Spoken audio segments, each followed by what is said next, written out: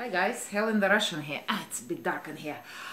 It's evening, so the lighting, I don't have professional lighting, and I always meant to mention it, and so I'm gonna mention it now. I love how Uberman, you know, the famous guy who records a lot of videos about Uber, has a nice intro, like nicely done. I'm not that IT inclined. I'm okay to make a video, like I know the basics, obviously I know how to use the computer, but I can't really do things like that. However, I have a friend who owns a production company, so he promised he's gonna make me a really cool intro one of these days, so it's coming. It is really coming, and we'll have Russian theme to it and a Russian song to it. Anyhow, so today I wanted to share a story about my very first rideshare ride. That would be with Lyft.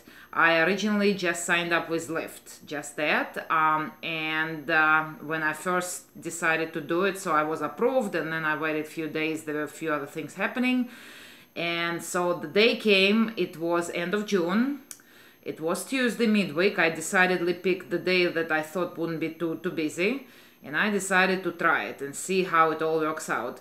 I mentioned that before, when you first start with the rideshare, at least it was like that for me, it is a bit nerve-wracking, especially if you've never done driving for hire. I mean, sure, you gave rides to your friends and acquaintances occasionally and maybe co-workers, but it's very different when you get complete and total random strangers in your car, and it's definitely for hire thing, meaning they're paying you, so you're now under their employ for these few minutes, and you're meant to deliver the service and the ride, and it's all happening, and you haven't used the app before. A bit nerve-wracking. With Lyft, which is one thing I liked about Lyft, when I signed up, they have all these tutorials available to you straight away before you even approve, before your background check came back. So I took some time and I looked through them. So I had a fair good idea, but I knew obviously when you get right to it, it's not as straight cut as it is described in tutorials. So my very first ride was at the Mirage, my favorite Mirage, but it was Lyft line. So first ride ever, and it's a Lyft line. I watched the tutorial, I knew exactly what it is, so I pull up to the North Valley like I meant to, and it's a guy and his wife. So they get in the car, and straight away, just like tutorial says, I asked him, I said, look, you chose Lyft line, do you know what it is? And they're like, yeah, we know. And it so happens then the next passenger was right there at the Mirage as well, so I didn't even have to start. That was the companion passenger. Well, that's when the trouble started, and because I was so nervous and it was my first ride, I did not clue in as to what was happening until I got home late that night and analyzed the situation. I kind of do this. I like to, when something happens and I'm not sure what went on, I tend to, when I'm in a calm, relaxed atmosphere, stress-free, I sit and think about it, and I try to figure out what went on and what actually happened. Probably clinical psychologist in me. I have a background in clinical psychology. But anyhow, I tell you straight away what was happening, although at the time I didn't realize. So this man and wife got in the car, and they're going to New York. This other guy, this Indian guy, he comes up, and I ask him, and it is his name, and he goes, oh, can my friend just come with us, because I'm just in, he's talking really quick. He goes, oh, it's right there, it's the same way, you can just drop him off on the strip, just across the street, doesn't matter.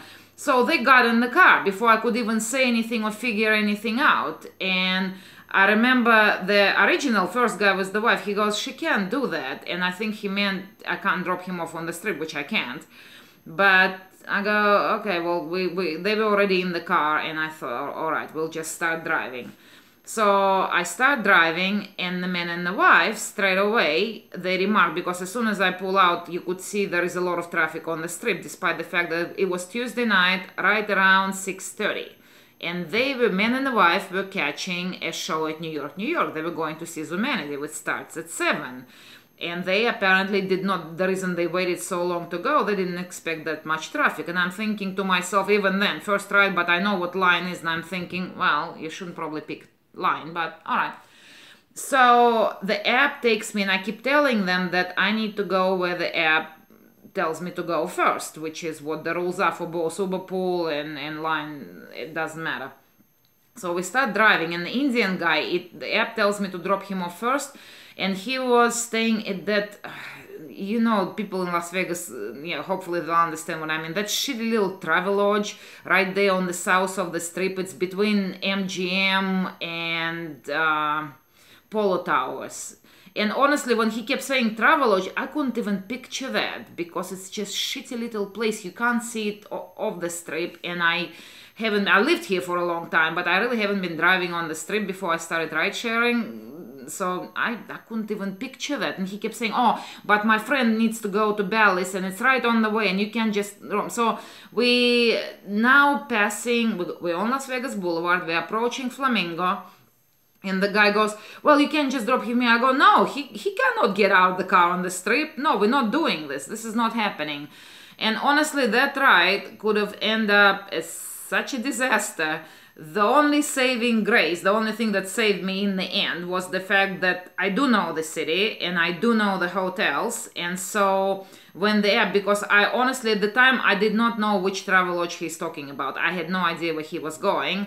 And now I'm glad I did things the way I did them because the app was trying to take me to what have been the area where you can't actually, there is a fence in there.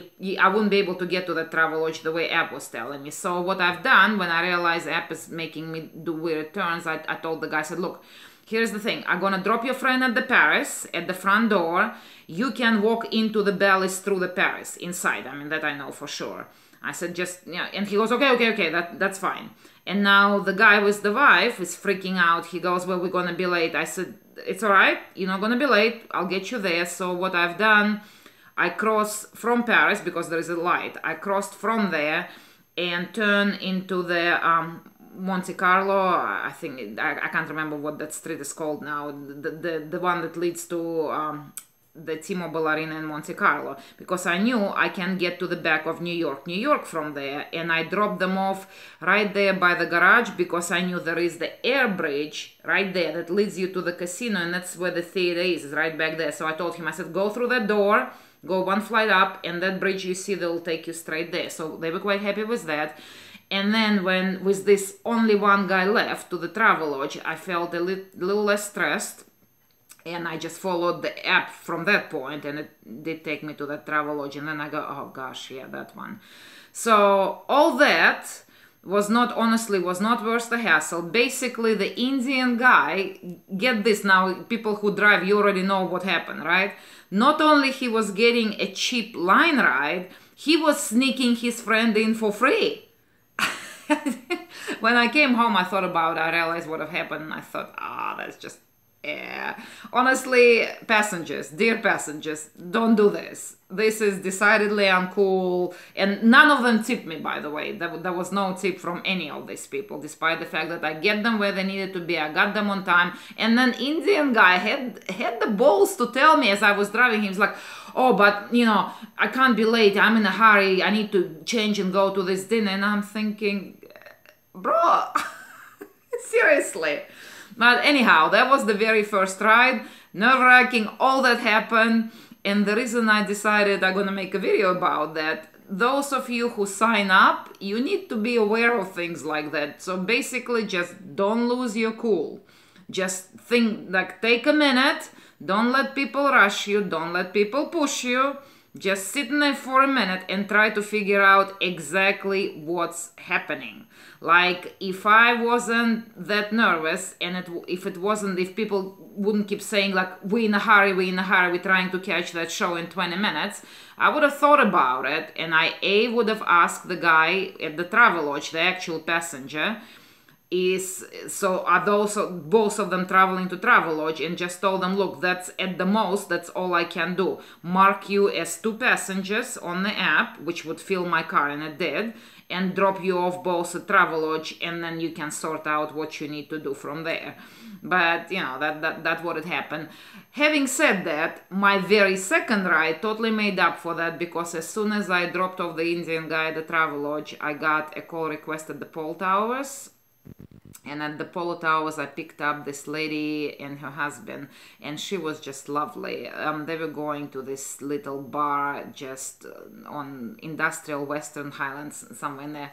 But she was just so lovely, and she gave me $15 tip in cash. So she kind of made up for that previous one, which, not to say it happens all the time, but I'm a big believer in karma, and I'm a big believer in the energy in the universe. I think it'll all even out kind of in the end if you yourself doing the right thing and putting out the right vibe. So if none of us are perfect, we all do things here and there that kind of in a gray area, but if you generally try to be all right, to do good, to treat people the way you want to be treated yourself, to do the right thing, it'll all even out. Sometimes things gonna be kind of shit, and sometimes something happen, you go, oh wow, this is just nice. I'm so grateful. So that's it, the story of the first ride. Have a nice evening, everybody.